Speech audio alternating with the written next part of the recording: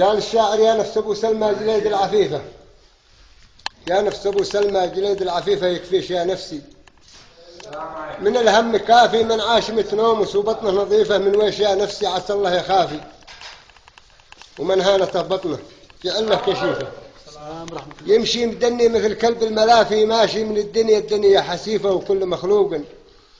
وله عمر وافي، مات المهلهل والزنات خليفة، وعاش في هالذيب سرحان حافي.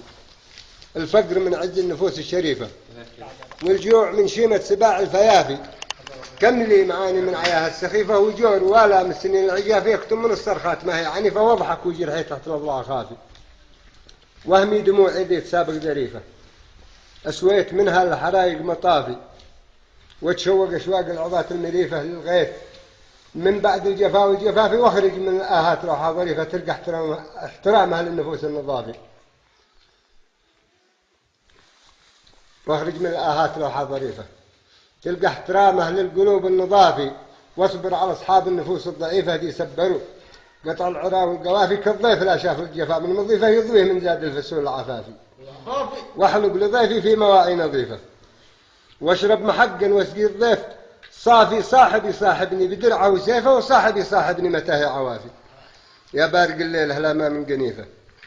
كم لي على نار المعازيب دافي، أو عادشي فوق الكواكب وظيفة، حتى ولو حراس بوب المشافي، ما كوكب الدنيا يجعل له خسيفة، قد قسموها أملاك لأهل الكوافي، يقولوا له عن سسبيل، وأصحاب قيفة قد اكتشفنا السر، ذي كان خافي قنعت من حنفة، وصحبة حنيفة، هذه تواقيعي وهذا اعترافي، جزاكم الله خير يا الصحيفة، عليكم التوزيع، وأنا القوافي وساره يقول